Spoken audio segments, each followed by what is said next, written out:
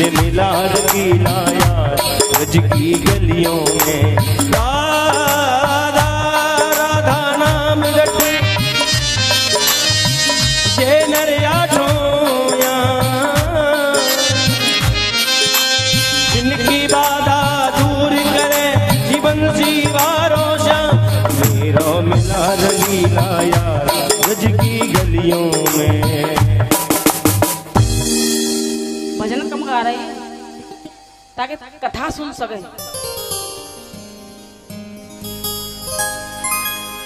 ऊपर रिचर बसु नाम के एक राजा है। बसु थे लेकिन राजा के रूप में जन्म लेकर के आए। उनका विवाह गिरिका नाम की कन्या से हुआ। नए विवाहिता थे और जब नया विवाह होता है तो 24 घंटे पत्नी का ध्यान यही रहता है। लोग कहते हैं कि सेब खाने से या छूने से या ऐसे बच्चे कैसे हो जाते हैं, तो उस समय देवों का युग था, कलयुग नहीं था। उस समय स्पर्श मात्र से ही माताएं गर्भवती हो जाती थी।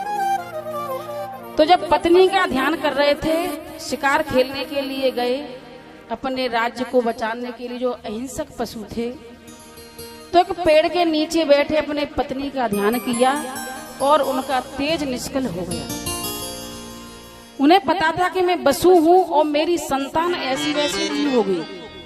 उन्होंने उस तेज को दोने में रखा और एक बाज को मंत्रों से अभिमंत्रित करके दिया कि मेरी रानी से कहना कि अपने गर्भ में इसको धारण करे। लेकिन मार्ग में एक चील से भेड़ हो गई और जब झपट्टा मारा तो वो तेज नदी में गिर गया और वहां एक गंधर्व अप्सरा जिसको श्राप लगा था, मछली के रूप में रह रही थी, उसने उसको निगल लिया और वो गर्भवती हुई। जब मछुआरे ने उसको पकड़ा तो उसी राजा के पास ले गया। जब उसने उसका पेट चीरा तो 2 बालक पैदा हुए, एक लड़की और एक लड़का।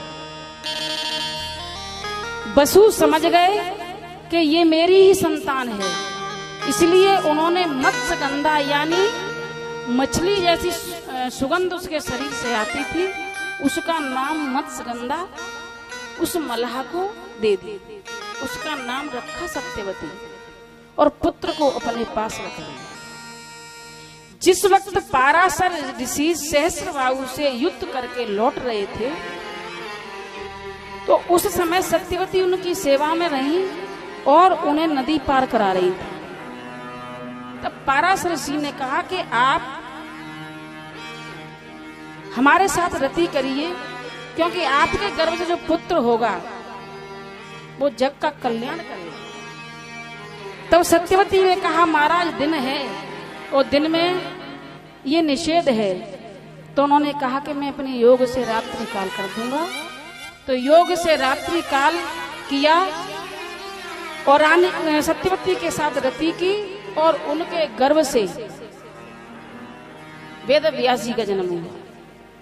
कृष्ण द्वैपायन 2 दीपों के बीच में व्यास जी का जन्म हुआ और जन्म लेते ही वो तपस्या के लिए चले। इस प्रकार व्यास जी के जन्म का वर्णन।